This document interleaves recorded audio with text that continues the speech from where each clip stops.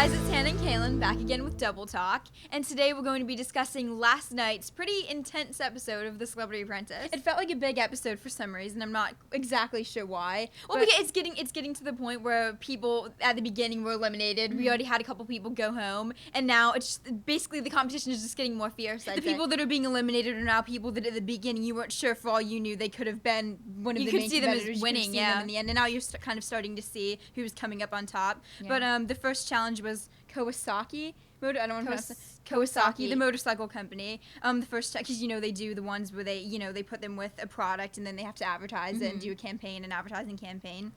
And the first one was for the motorcycle company, and it was at first it was still men versus women. It was Reddy versus Prima. For the motorcycle one, it was still men versus women. Yeah, because they hadn't. There was a certain point of every season, which actually happened also. The second challenge last night. Yeah. But they split them up, and then the women's team. They had to make a photo ad campaign for Kawasaki motorcycles, and I think they said that I don't know if this is just how they interpreted it, but I think they actually said make sure you'd show the unique, how there's different. It's not just men. It's not just men. Yeah, because usually when you think of motorcycle riders or bikers, you think of guys with leather jackets. Traditionally, obviously. To be honest, not really for me anymore. Even because you think of the female bikers. Yeah. But obviously the campaign was that they wanted them to kind of show how, motorcycles are for everyone, especially nowadays. Yeah. And so and also the women's team really took this into account when they were doing their ad campaign. There was some kind of feature. They didn't really, I don't think, described it in too much detail, but basically I think it's like adjustment on height or something. Something like that. Yeah. You can. So that was one of the things that I think they told them to focus on. If not, the women's team did it anyway. They did say it was customizable, whatever. Yeah. And the women's team had Lisa Leslie, is obviously a basketball player. She's really tall. I think she's like 6'5".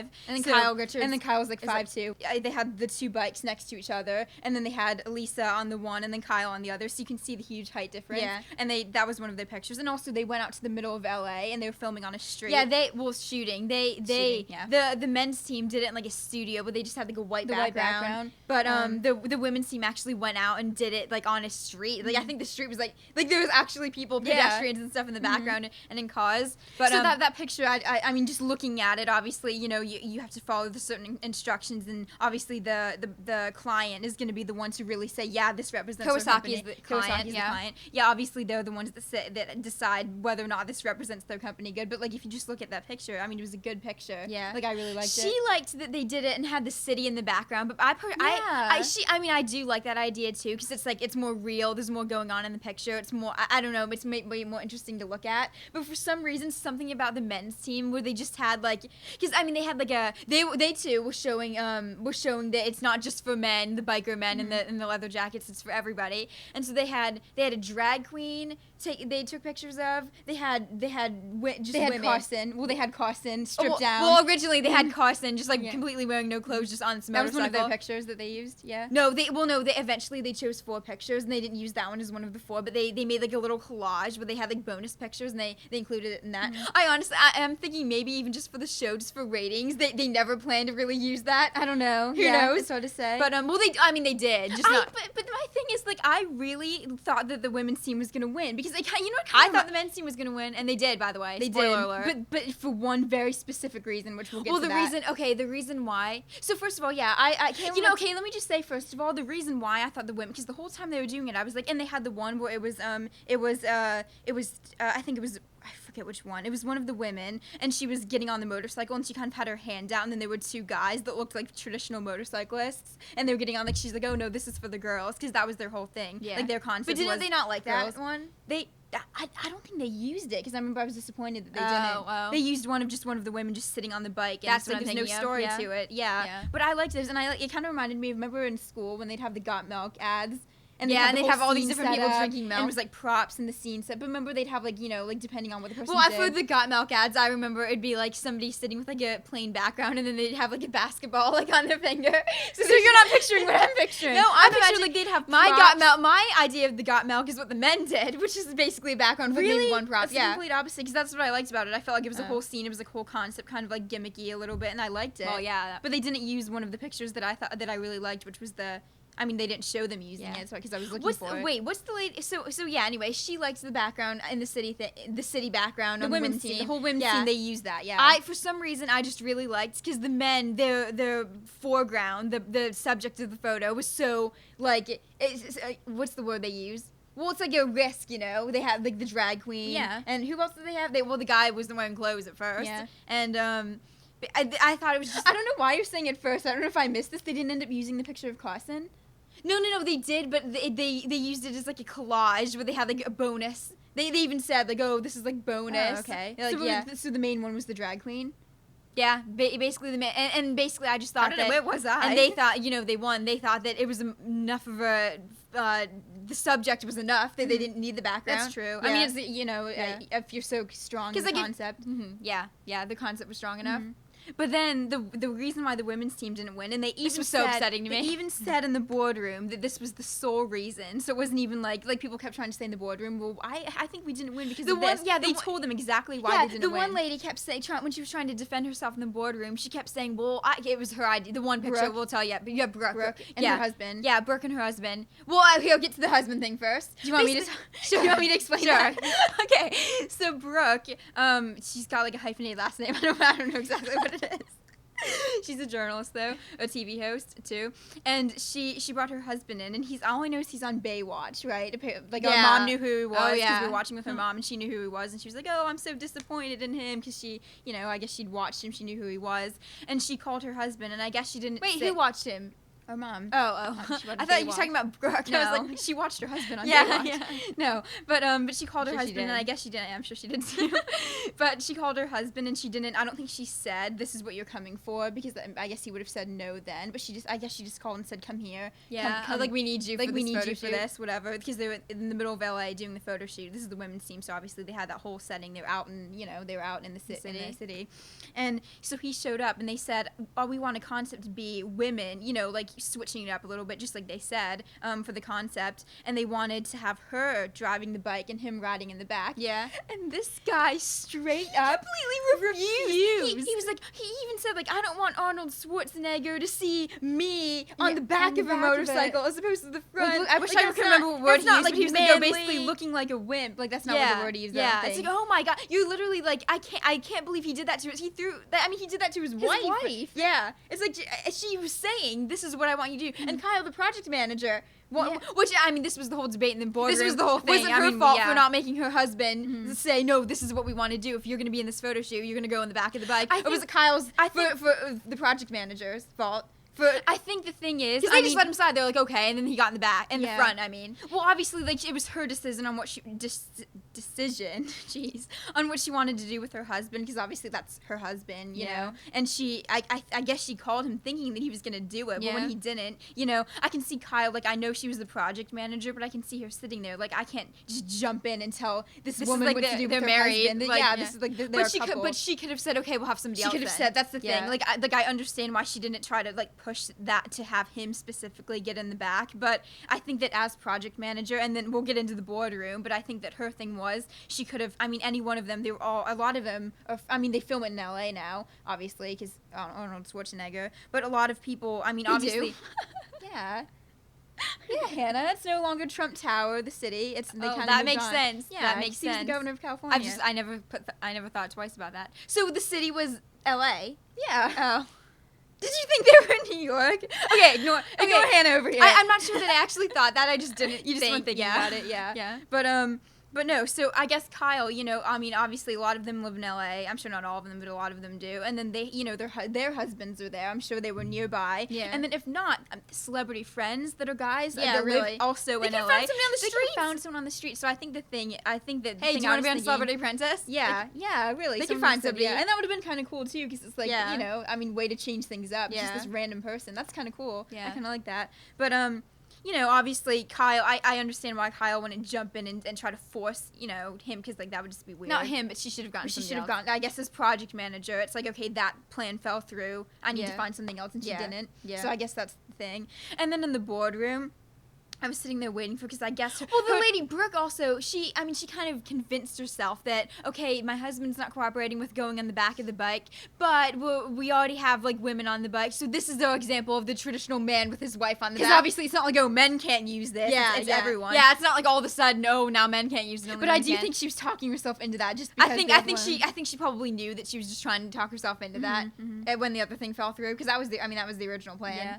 And then in the boardroom, I guess I was I don't know if I was expecting it, but Kyle, technically, she could have said, well, this is on Brooke because her husband. Yeah. I mean, if you wanted to put up a fight in the boardroom, which they tell you, you know, the worst thing you can do is to just let it go and just sort of, you know, that's your job. And Arnold Schwarzenegger even said, "Oh, I would have gotten on the back of the bike. Why didn't you call me?" Yeah. That would have been great. Yeah, that would have been funny. That's probably against the missed rules, opportunity. Though. Yeah. No, because he was saying I would have done it. If he says he would do it, I guess he would do it. But anyway, so Kyle, pull out the Celebrity Apprentice rule book. Let's find out. The manual. But yeah, so in the boardroom, I guess technically she could have said, you know, like it was her fault because her husband wouldn't get on and whatever. But when you think about it, you know, when they're on the show, they're fighting in the boardroom, they're gonna unless they win, they're gonna get eliminated eventually. I think you have to go out with integrity, and I think that she knew that. I mean, she probably knew like I was the project manager. Maybe I should have done something about this, and so that's why she didn't put up a fight in the boardroom at all. Yeah. And then Arnold even said, Arnold Schwarzenegger, the governor. Oh, governor, don't call him. Here we call him the governor, but we're not at Celebrity Apprentice. But he even said, well, she didn't, you know, put up a fight to defend herself. But it's like maybe that wasn't a mistake. I don't think she did that on purpose. Yeah. I think that's she was like if she wanted. I mean, she's on the Real Housewives of Beverly Hills. If she wanted to defend herself and put up a fight, she would have. She could have. Yeah. But I think that she went. I mean, obviously she went out with integrity. I think that was the important thing to do and the right thing to do at the time. Because you know, she did. You know, as project manager, she should have had a backup. Yeah. And she didn't. But anyway, they basically said that it's on the project manager and you're not defending yourself, so she got terminated. The second challenge basically was Warren Buffett, who I think has a candy company, right? It's like C's Candy. Okay, yeah. So he has a candy company because the one guy said that he had stock in the candy company, and I mean, he's got a little bit of everything, so it doesn't surprise me. But he has this candy company, and he's like apparently really into like chocolate and candy and things like that. And apparently, if you look this up, then there are receipts online, and you can figure out exactly what kind of candy he likes, which was helpful for this challenge. Oh, by the way, for this challenge, it was no longer men versus women. They switched up. Yeah, because it's a fundraising one, so they figured it's only fair, you know. Yeah. So the challenge was to make a candy that Warren Buffett would like, and then not only was it a fundraising challenge where they both had to go out and make boxes of this candy that they make and sell it, and basically try to sell it to celebrities and get like $20,000 in return for a box of candy or like $100,000. But in addition to that, it was like an additional $25,000 for whichever candy for the taste test, which is whatever Warren Buffett. It doesn't matter what everybody else likes or what sells better, but whatever Warren Buffett liked. And so in order to do that, I mean, people were like going online and reading his book. The one guy had read his books. And they were trying to figure out like and then they found out that he likes dark chocolate. He likes nuts. He likes nuts. He likes, what's that thing called? Brittle. He likes brittle too. And the one team was just, I think it was Chael. He had read 3 books. He was the Warren Buffett expert in residence. Yeah. And basically, the one team really got into, what's the team called that won? Prima. Yeah, they collected all these receipts online and got really into that, so they knew what he liked, and they based the candy around that. And then the other team, which Laila Ali led, was basically just, she thought that this would be a good combination. And she was putting cherry in there and all raspberry. Raspberry. Yeah, she was putting raspberry, which is like a serious risk. Yeah, you know. And he did say they collected the receipts somehow that apparently he likes things simple. Yeah. And I think that because obviously, you know, they want to make something that they think tastes good, and I guess she was into that. But so in the end, who was the one who said which team it was the other team, right? I'm assuming it's not the team who made it, unless it was somebody who disagreed with the idea. But somebody said the team who won the fundraising also won the taste test, if that helps. Yeah. No, but somebody said, like, when you're eating, like, the raspberry, it was a big risk, because somebody said, well, when you're eating a box of chocolates, the raspberry kind is good, but it's also the kind that goes last. Yeah, like, you'll eat it, but if it's who said that? Left, I don't know. Was it on the other team, or was it somebody who disagreed with their idea on Prima? Or on the other team? besides Prima? With the other team. I'm assuming it was either the other team or a very unhappy team member that said that, but I think that's true. Gasberry was a risk. And so the taste test. First of all, Warren Buffett, like, I know about. He's I think the second wealthiest person in the world, so I mean I knew his name from that and everything, but he just on the show he just was very like he had so much more of a personality than I thought. He just seems like such a nice guy, and like I don't know, it's not that I didn't expect it, but like I just wasn't aware that that's how I'm gonna be honest, I really didn't expect that. Well, I mean I didn't, I don't know, I just had no clue that that's how he was, because you know people like him could just be like just like he was like making jokes and like and he was very into his chocolate tasting, but not in like a way, you know. I don't know. I liked the guy a lot. I like seeing him on the show. He reminded me of someone that just could be someone's grandfather. Sort of like so I mean, he probably is. But he really acts like one. He too. reminds me of a grandfather. And so the team that won was the team who just had dark chocolate and nuts, and it was like brittle nuts, and it was like brittle, and he tasted it and he loved it, and they also raised the most money, and that was where John Lovitz. He only raised like $500. Which is crazy to me. He's like a celebrity. How do you not? That's I don't know. Because like the other team and other people were getting like $100,000 checks from one person, and that was the other thing that bothered me. He's like an actor. Like he's got to know people. I don't know. That's confusing. Weird. But I mean, I guess that's grounds to get fired. Oh, you know what? I'm pretty sure this is different from last time because I'd remember from last season. But the team that won got all of the money from the losing team too. That doesn't seem right to me. I think they should have won. It was like $700-something thousand. Yeah, and it's like I mean, okay, I think I mean it's great for who got it. Yeah, the winning team should have kept the winning amount of money, and the losing team should have gotten their money, but I mean lost the challenge, but still kept the money they raised for their charities. But then how do they divide it up though? I guess just divide it up. Well, I mean, I guess just they could have kept what they earned for their charities, or that's like what they personally, based on their phone calls. Yeah. I don't know. That just seems shocking to me. Crazy. I don't know. Because like that's $700,000 to one charity. And I don't know. I mean, I think they didn't do that last year because I'd remember, right? That was unless we just remembered because there's so much money. You know. Yeah, because I mean they did earn like a lot of money that challenge. The thing that got me about this boardroom fight is that Ricky, they were trying to figure out who was going to be project manager, and somebody else said, I think I can raise between 1 and 200,000, and he said, I think I can raise between 2 and 300,000. Or 3 and 4. Or 3 and 4. 2 and 3 and 3 and 4, something like that. He predicted how much he was going to earn. And then in the boardroom, they called him out because he didn't earn that much. Like, you set the bar. Well, they was like, what you did is you set the bar too high, and I'm sitting there thinking, he had a reason to think that he was going to be able to raise more. And he was going to earn that. I don't think that's a weakness because he was going to earn the amount of money he earned no matter what. It doesn't really matter what he said that he thought he might. Like, what does that even matter? It's like that. Don't they always say, like, it's set the bar high because then if you set the bar this high, then if you don't reach that, well, then you'll get up here. Whereas before, if you set it here, you would have. You know what I mean? Yeah. Like that, so that just really surprised me to hear him hear the governor say it didn't affect the team negatively. No, all it could do is because it gave him incentive. Because I hope like if he said I'm going to raise between 2 and 300,000, I hope that wouldn't make somebody else. No, I don't need to call this person then. Like I don't think that makes any sense. So I didn't think that was a problem. Yeah, that was strange. But, I mean, the governor didn't get fired or anything. Yeah, but the governor called him out for that. Yeah, which was surprising to me. Yeah. But yeah, the men's team won again the first challenge, and then the second time Prima won, which is no longer the men's or the women's team. With the men's team, they just all mixed up now. So Kyle went home the first challenge. John Lovitz went home the second challenge, basically just because he raised $500. Like they couldn't really argue that. Yeah. So keep watching The Celebrity Apprentice, and we'll keep discussing it with you. And we look forward to next week. And we'll be back. We'll be back. Bye. We will not be back. We will be back. We will be back. We will be back. We will be back.